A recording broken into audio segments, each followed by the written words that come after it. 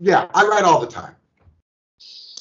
Okay, so 50 years of being active.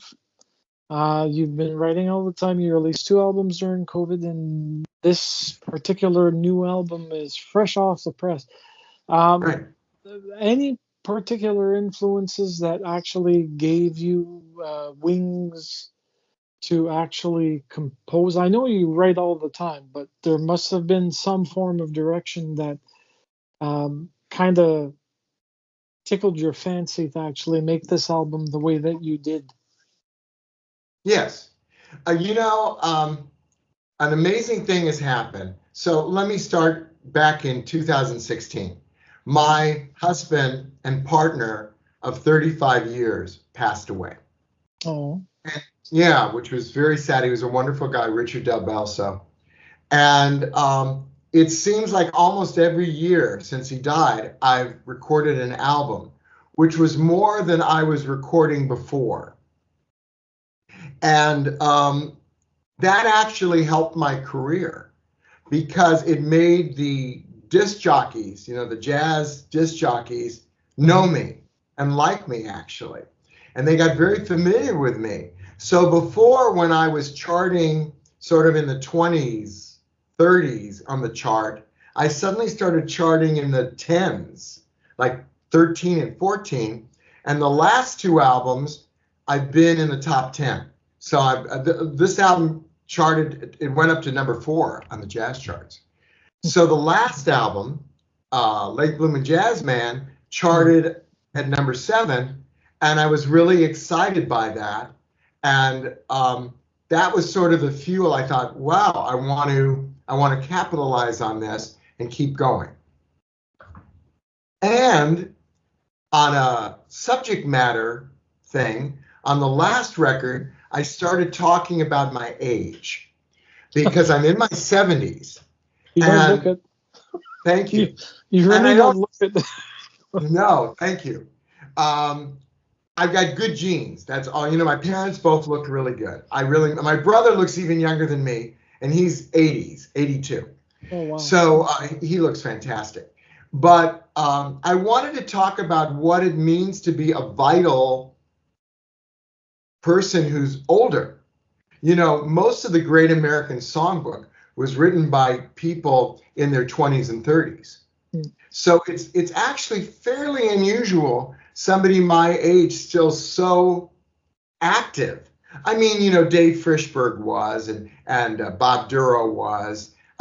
Jazz is a little less ageist than other genres, thank True. heavens. But it's still a little bit unique. So on the last record, I wrote a song called Late Bloomin' Jazz Man. And it was about somebody being really good and people not noticing it. And he was actually doing his best work. So I sort of had a theme going. I had some other songs about getting older. And then this song, I sort of continued that with The Rules Don't Apply and some other songs. Let's see on the record. Let's see. Rules Don't Apply. Just Around the Corner. Lessons I've Learned. So sort of the theme of getting older and writing about it has been a theme for the last couple of records. Well, that's telling. Not many people actually enjoy their age. They fear it for some odd reason. But I'm glad that you cozied up to it and actually used it as a strength instead of as a weakness. Yeah. Now, out of everything that you've done with this beautiful album, have you been able of actually accosting anybody else to actually perform or to warm up the audiences prior to? I'm assuming that you probably tour or gig in the area. I gig in the area and I'm gigging more. I have a gig tomorrow night at Campus Jazz in Los Angeles and Newport near the beach. So I'm going to get to see the Pacific Ocean tomorrow night, which is always fun. So, as a songwriter and a singer, Yeah. you get around. So that's quite important, folks. By the way, if, for those that don't know this man, his name is Mark Winkler. There is a question that I have to ask, and I Yeah, apologize in advance. it's Any okay. I know what it relation is. any relationship to Henry Winkler the Fonz? No. And I say that with a smile on my face because I get it asked all the time. But Okay. because my name is Winkler, I know all about Henry Winkler. People tell me, I live in Hollywood. It's a company town. So he's very nice. Everybody likes him. Everybody really likes his wife. And I would really like to meet him. Once I was at a movie premiere and he sat down next to me, and I'm not a shy guy, but I thought I don't really want to bother him and say my name's Winkler and So I didn't talk to him then. But if I see him again, I would talk to him. I'd encourage you to. Have you met him? No, unfortunately, my physical body and my mind have been landlocked in New Brunswick. I haven't been. I've traveled uh, across certain of the states, but mostly the eastern states. I've never gone out to the Pacific west of the U.S. At least not Oh, yet. But yeah. I'm only 50, so that's probably Oh, going to be an option and soon, you very look young soon, or too. very You look, far. you look young. You look like a young guy. You don't look 50. Uh, yeah, my internal mind is reeling with the age possibilities, but nah, I keep myself active. I do this. I do my radio show where I play all the hits that I can get my hands on, be it new people or old. It really Thank you. doesn't matter, and it's always jazz and blues. So I dance to it too, so I can't complain. Okay. Um, the one thing that uh, perplexes my mind for many of the people that I've done interviews with is that a lot of them don't have hobbies. If they do, it's usually music related, but some hidden gems they detach from their musical instruments. Do you do anything particularly as a hobby for yourself? Yeah, I'm a big film buff, and I love film noir, which is Oh, the black and white movies of the 40s and 50s. I can always watch one of those movies. I'm a big I love film noir and I love movies. And I wrote a film noir song on my last album, When All the Lights in the Sign Worked. And I love reading. I'm a big reader. I've always loved to read stuff. I okay. love reading detective novels. So that's my weakness. Okay, so crime, not crime, well, Yeah, I like crime-ish. crime. If there's a dead body and a beautiful woman and a hardened detective, I'm usually there. Yeah, I like stuff like that. So Um, that's and I do yoga. This my one advice for me to you as an elder is I keep active physically. I believe me, I hate exercise, but I walk and I do yoga, which I like, and that's what I do. I keep moving because if you stop moving, it's bad. So that's what I do. they say rust sets in, so It does. It does. it's, But anyway, so I move. yeah, that's it, use it or lose it is what the term is in many Yeah, cases. yeah. Um, And I think that's the way it is with singing too. I sing all the time, which and is if you good. don't sing it messes. You can hear it in the voice. Oh, true. Any particular, well, since you sing, I know that your pen and paper are your biggest instruments, but when you're singing, do you do any prep to sing? Any particular curatives that you tend to Yeah. use?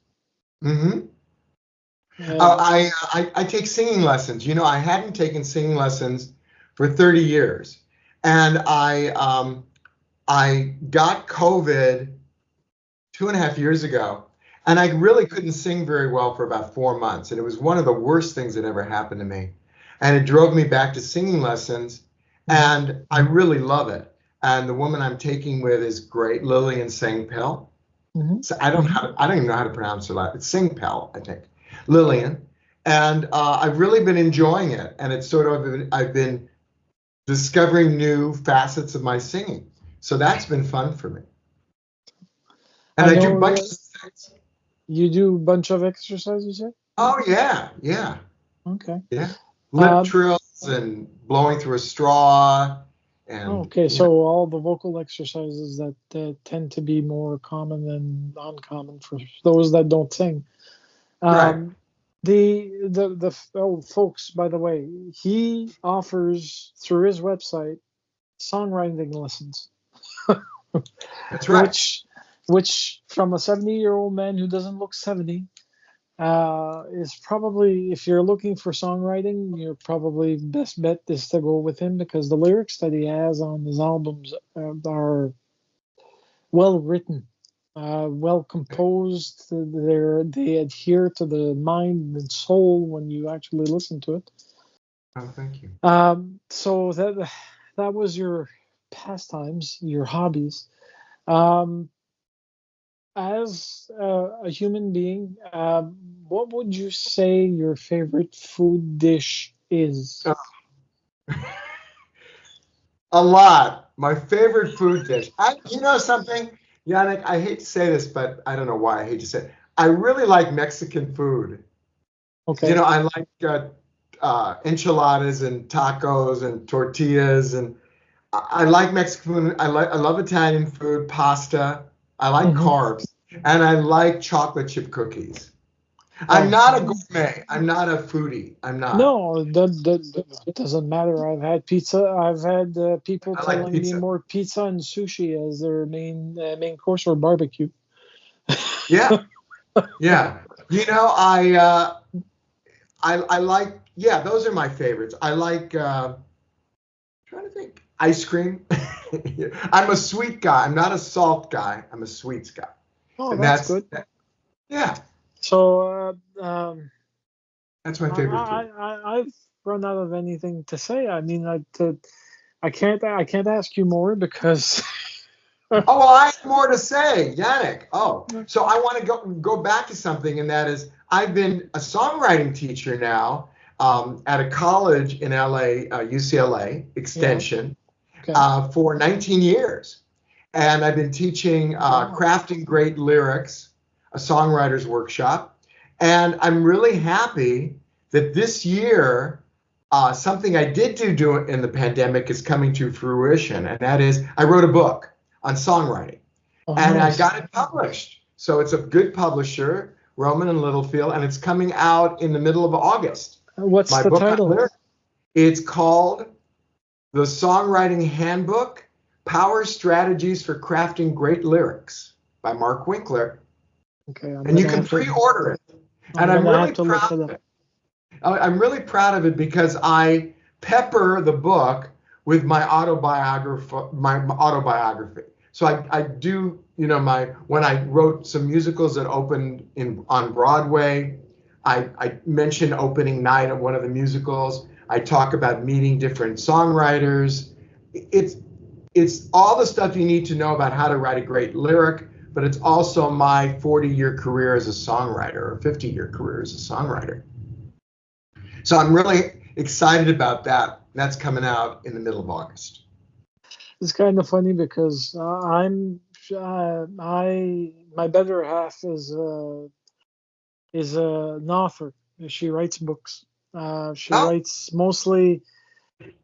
Uh, she did poetry at one point. She published one of her books. She also decided to do an Oak Island trilogy, but not the Treasure Island that people think about when they say about it.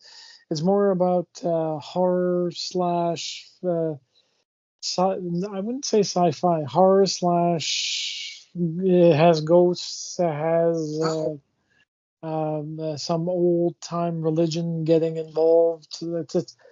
It's an amazing read, and they're working on their third one. Her name is Angela Cormier. okay. So And how do you spell her name? Angela with Last. two L's and the Mm-hmm. name, and then Cormier, Cormier. Okay, I'll check it out. I don't know. I know that she's available online, but I don't know if they've put their books on Amazon. I'm pretty sure they did. Okay. But anyways, she doesn't do songwriting, although she did try her hand at composing certain thoughts into song form. She's always wanted to go that way, so I may eventually, when your book is available, I'll probably go through chapters and buy it, Cool.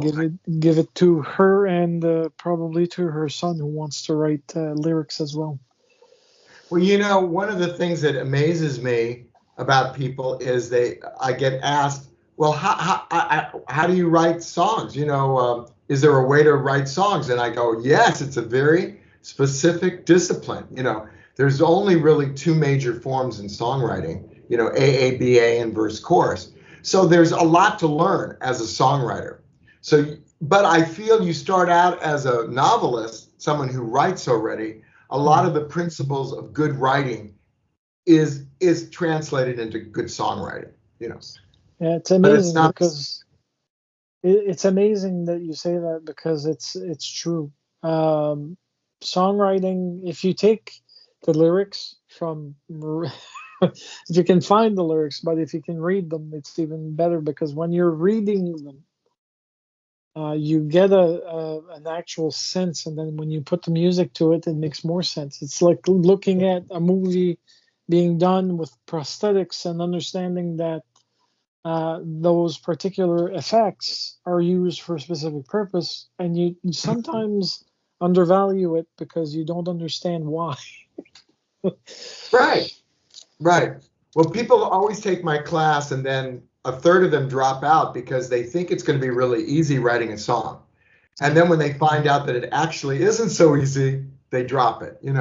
But I love writing songs. Songwriting is fantastic. I've never grown tired of it. It's always challenging.